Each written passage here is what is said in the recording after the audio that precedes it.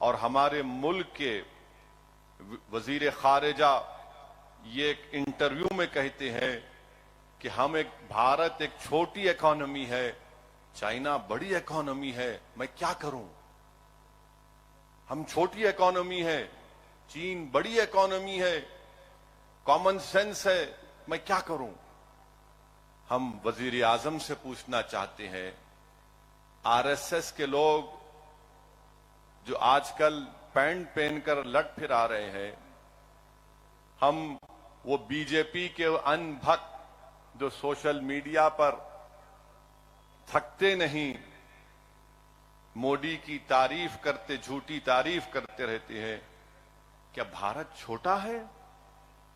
तुमको शर्म नहीं आती इस तरह की बात करते हैं कि हमारी इकोनॉमी छोटी, चीन की इकोनॉमी बड़ी? मुल्क इकोनॉमी से छोटा बड़ा नहीं होता मोदी जी। मुल्क बड़ा होता है बड़ा दिल रखने से, बड़ा जिगर रखने से। आपकी पार्टी में आप 300 एमपी रखकर भी आपके पास ना बड़ा दिल है ना बड़ा जिगर है कि आप चीन की आंख में आंख डालकर ये कहें कि 2000 किलोमीटर तुमको छोड़ना पड़ेगा। अगर इकोनॉमी के बुनियाद पर मुल्क छोटा बड़ा होता है तो फिर यूक्रेन क्यों लड़ रहा है रशिया से? 79 में वियतनाम अमेरिका से क्यों मुकाबला किया? 1980 में एक छोटा अफगानिस्तान यूएसएसआर से क्यों मुकाबला किया? और अगर इकोनॉमी की बुनियाद पर मुल्क छोटा और बड़ा होता है तो फिर वो फलस्तीनी जिसके पास पत्थर के सिवा कुछ नहीं है, मस्जिद अक्सा और बैतुल मुकद्दस की आजादी के लिए लड़ रहा है, तो फिर क्या कहेंगे उनको? आप बताइए। आप आज बीजेपी और भारत के वजीर आजम के पास मुल्क की फौज पर भरोसा नहीं है, मुल्क की आवाम पर भरोसा नहीं है, और आप कहते हैं कि भारत छोटा है इकोनॉमी की वजह से। फिर कौन से विश्वगुरु की बात भारत के वजीर आजम कर रहे हैं? वजीर खारजा कह रहे हैं, मैं नहीं कह रहा हूं। हम छोटी इकोनॉमी है, चीन बड़ी इकोनॉमी है। अरे छोटे बड़ा ये कब से पैदा हो गया? ये बात कहकर बीजेपी ने इस बात को कबूल कर लिया कि नरेंद्र मोदी चीन के आगे घुटने टेक चुके हैं।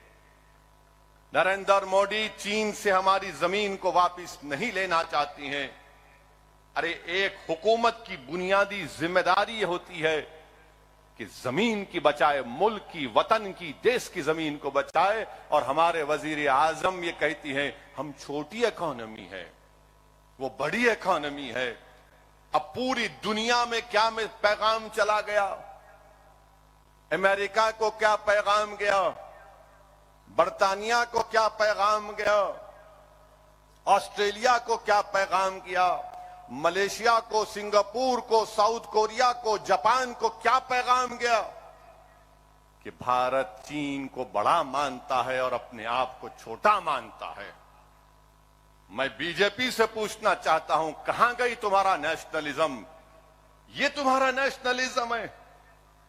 कॉमन सेंस ये नहीं है। कॉमन सेंस ये है कि हम मानते हैं कि चीन ताकतवर है, मगर हम अपनी जमीन को नहीं छोड़ सकते। कॉमन सेंस ये भी है मिस्टर मोदी कि भारत एक न्यूक्लियर पावर है। भारत एक न्यूक्लियर पावर है, ये क्यों नहीं बोलते आप? मगर अफसोस, सवाल अब तय करना पड़ेगा भारत की आवाम को कि वो क्या इसका फैसला करते हैं। और अल्हम्दुलिल्लाह मजलिस जुनैद और नसीर की मौत हुई घाटमीका में, जो राजस्थान में है।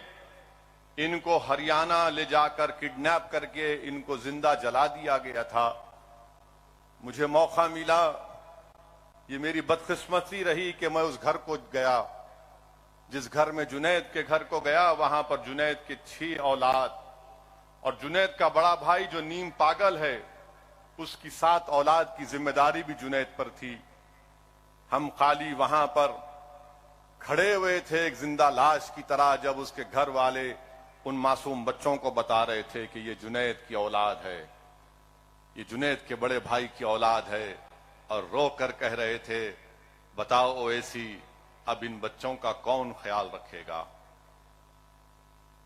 मेरे अजीज दोस्तों और बुजुर्गों, जुनैद और नसीर सिर्फ मुसलमान नहीं थे बल्कि इस अजीम भारत के शहरी थे।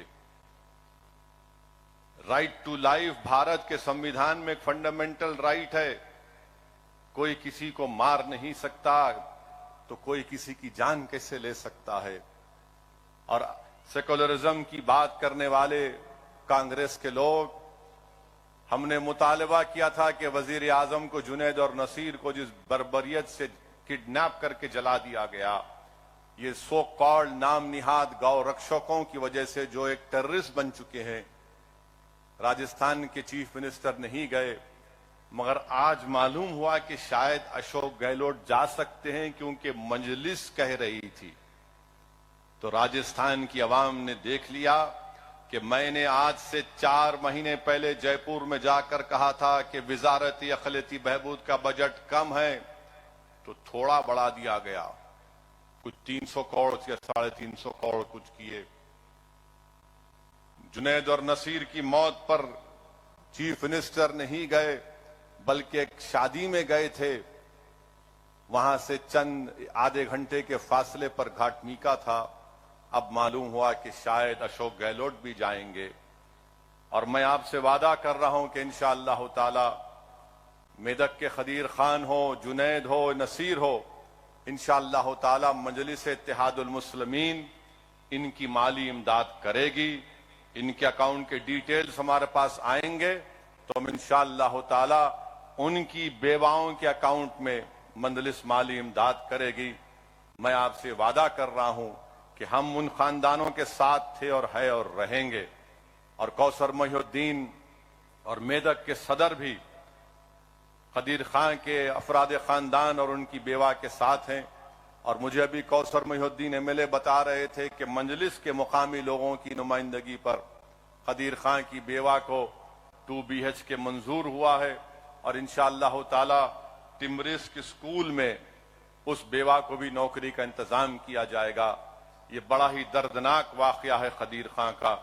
जितना भी हम मजम्मत करें कम है। हम तो तेलंगाना की हुकूमत से मुतालबा करते हैं कि पुलिस वालों के ऊपर 302 का सेक्शन लगाकर उन पर केस चलना चाहिए। सस्पेंशन पनिशमेंट नहीं है, 302 का IPC का सेक्शन उन पर लगाया जाए। मगर आपको मालूम मेरे भाई, जुनैद और नसीर को जिन लोगों ने, रुक जाइए, जुनैद और नसीर को उनके अफराद खानदान ने जब पुलिस वालों के पास जाकर कंप्लेन दी तो घाट वहां पे पुलिस के लोगों ने कहा निकलो यहां से बाहर जाओ। कोई पुलिस वाले पे कुछ नहीं होता वहां राजस्थान में, ना हरियाणा, बल्कि हरियाणा की हुकूमत ने तो एक स्पेशल सेल बना दिया, यानी एक सो कॉल्ड गौ रक्षक जो चाहे कर सकते, उनको लाइसेंस वेपन दे दिया गया। एक जुल्म हो रहा है और मुसलमानों को मारकर बीजेपी उनकी तड़प को दिखाकर, उनकी जलती हुई लाशों को दिखाकर, उनके मुंह से बहता हुआ खून जो वारिस का था और कासिम नामी बच्चे को गोली मारकर बीजेपी हरियाणा में अपनी सियासी ताकत को मजबूत बनाना चाहती है। मगर याद रखिए, आप जो सियासी ताकत मजबूत बना रहे हैं उससे देश कमजोर होगा।